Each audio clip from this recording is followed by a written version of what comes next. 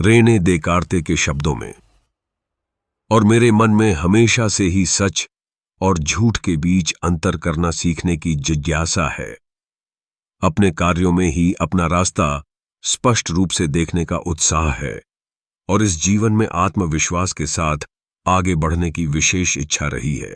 यह सच है कि जब तक मैं केवल अन्य मनुष्यों के रीति रिवाजों पर विचार करता था, मुझे वहां कुछ भी ऐसा नहीं मिला जिनसे उचित जीवन जीने के तौर तरीके के निर्धारण के बारे में मुझे आश्वस्त किया जा सके। और मैंने तो यह भी देखा कि विभिन्न दार्शनिकों की राय में लगभग उतनी ही विविधता थी जितनी मैंने पारंपरिक रीति रिवाजों में पहले पाई थी।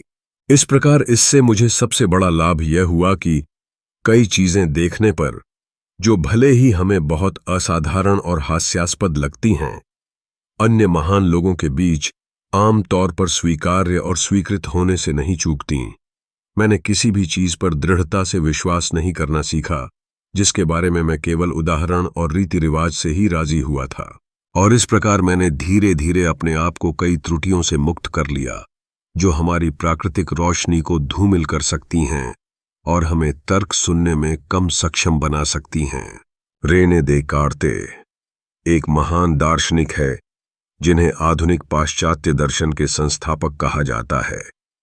इन्हीं रेने देकार्ते ने अपने विचारों के माध्यम से गणित में प्राप्त क्लियर और डिस्टिंक्ट ज्ञान, सुस्पष्ट और सुभिन्न ज्ञान के खोज की ओर एक नई दिशा दी।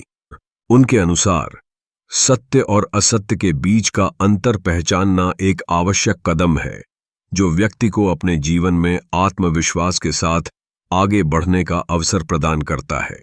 जब देकार्ते ने अन्य मनुष्यों के पारंपरिक रीति रिवाजों पर विचार किया तो उन्होंने पाया कि यहाँ कोई स्थिरता नहीं है, जिससे वह सत्य की खोज में प्रेरित हुए।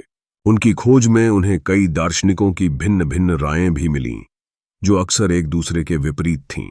यह विविधता उन्हें यह सिखाने में सहायक बनी कि विशिष्टता और उपयुक्तता का ज्ञान किसी एक स्रोत पर निर्भर नहीं करता, बल्कि इसे समझने के लिए गहराई से सोचने की आवश्यकता होती है। जब उन्होंने विभिन्न दृष्टिकोणों को देखा तो यह स्पष्ट हुआ कि हमारे अपने अनुभव और सोच की महत्ता है, जिसका आधार प्रथाएं और रीति रिवाज नहीं हो सकते। इस प्रक्रिया में देकार्ते ने यह सीखा कि जो कुछ भी उन्हें केवल उदाहरण या प्रथा से प्रभावित करता है, उस पर उन्हें दृढ़ता से विश्वास नहीं करना चाहिए। यह दृष्टिकोण उन्हें कई भ्रांतियों से मुक्त कर दिया जो उनकी तर्क करने की क्षमता को प्रभावित कर सकती थीं। इस प्रकार उन्होंने वस्तुगत सत्य की खोज में अपने आत्मविश्वास को विकसित किया।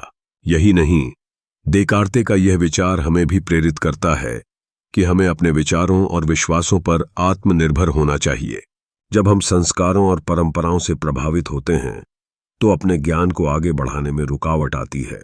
आत्मविश्लेषण और तर्क करने का अभ्यास हमें अपने विचारों को स्पष्ट करने और उन्हें सही दिशा में ले जाने का मौका देता है। इस तरह से देकार्ते ने हमें एक महत्वपूर्ण संदेश दिया है। आत्मविश्वास और तर्क शक्ति को सही दिशा में लागू करना ही सच्चा ज्ञान है।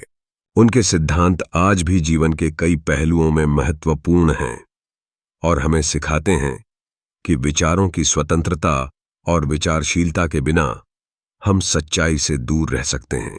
उनके विचारों का अनुसरण करना हमें हमारे जीवन में तर्क और आत्मविश्वास के माध्यम से आगे बढ़ने में सहायता करेगा।